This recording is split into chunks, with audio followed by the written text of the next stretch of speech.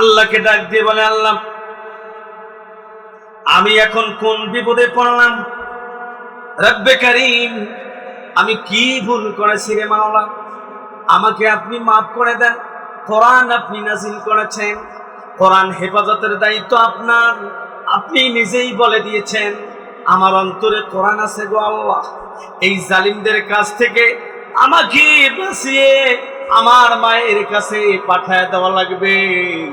আমার মা চিকিৎসার জন্য মরে গেলে আমার সমস্যা আছে, আমার মাকে কি দেখবে, আমাকে কে দেখবে, বাবাকে কে দেখবে? অতএব আমি আমার মায়ের কাছে যাব রে আল্লাহ। আল্লাহ রাব্বুল আলামিন বললেন, আল্লাহ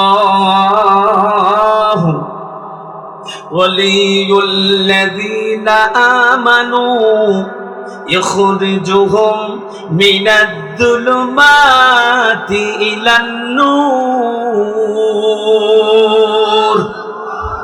ভালো লাগে? আল্লাহ পাক বললেন, আমি আমার পথে যারা ঈমানদার, যারা ঈমান এনেছে, কোরআনের আলোচনা শুনলে ঈমান বাড়ে না কমে? তাহলে আপনাদের ঈমান আজকে বাড়লো।